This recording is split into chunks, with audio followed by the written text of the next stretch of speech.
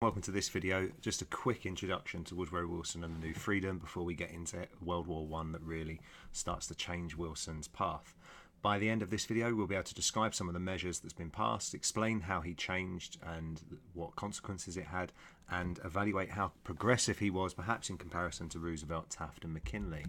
So getting into it, Woodrow Wilson, as we know, was elected in 1912 and immediately began a progressive program. You know, he had to reunite the Democrats after the shambles of the 1908 election against Roosevelt. Against Taft, and in 1912 he begins straight away by passing reforms such as the banking reform. Now that's the Federal Reserve Act 1913. He creates 12 districts under the supervision of the FRB. Now the FRB is still in existence today, which goes to say how successful he was.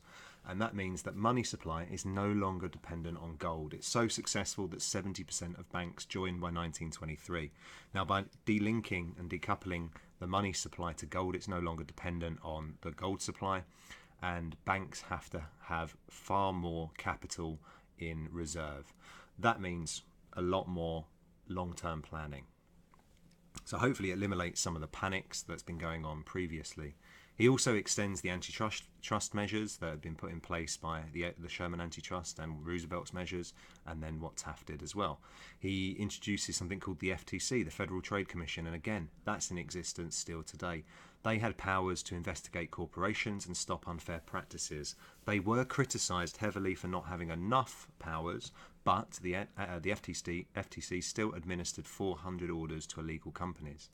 And then we also have the Clayton Antitrust that extends the power of the Sherman Antitrust Act. Gompers, who's the leader of the AFL, goes so far as to call it the Magna Carta for working class labour. What better and higher standards can something be held to?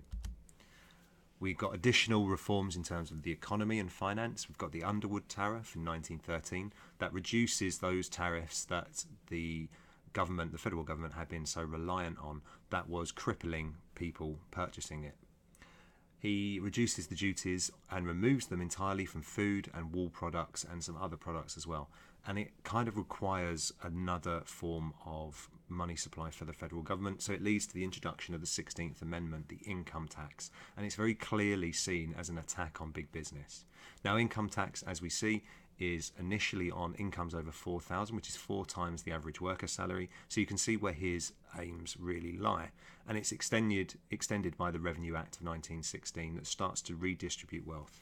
We see his policies of social reform, reliant on the muckrakers bringing this to their attention. We've got the Child Labour Act of 1916 that deals with 2 million under 16 workers. It is challenged later by the Supreme Court, which is important to note, so it's not entirely successful, and that really is in response to muckrakers such as McClure. We've got the Workmen's Compensation Act that starts to give federal aid to federal workers. And we've got the Adamson Act that again limits railroad workers to 8-hour days. These are all progressive policies that we would not find out of place today, and it's that longevity that makes Woodrow Wilson such a progressive president. However, it isn't without a lack of support for trade unions. We see this in evidence in the Ludlow strike in Colorado. The Colorado National Guard are sent in, and it results in a number of deaths for workers. Now, Wilson could have gone in on the side of the trade unions, but he doesn't. He goes in on the side of big business. He breaks up the strike with federal troops. African Americans is another area where we see a progressive start, but it doesn't continue into actual policy. Initially, he appeases Southern conservative Democrats. He places segregationists in positions of power, and that leads to an expansion of segregation. So it's difficult to claim that in terms of African Americans, Woodrow Wilson can be claimed to be a progressive. But he does win the support of the NAACP in 1912, but he starts to oppose anti-lynching legislation. He supports Navy Josephus Daniels' proposal to do away with common drinking fountains, and this is a theme of Woodrow Wilson that we see. He was content with keeping the races separate. Now, in the 1916 presidential election is kind of the end of his progressive policies. He's very much dominated by war, and as a pacifist, he wants to keep America out of it. He wants to remain neutral, and he taps into this neutrality and the public desire with his motto, "He kept us out of the war." The Republicans choose Supreme Court Justice Charles Hughes. Roosevelt declines the Progressive Party's nomination, and it leads to a two-horse race that Wilson narrowly wins. So overall, in summation, we can say that yes, Woodrow Wilson passed numerous progressive measures.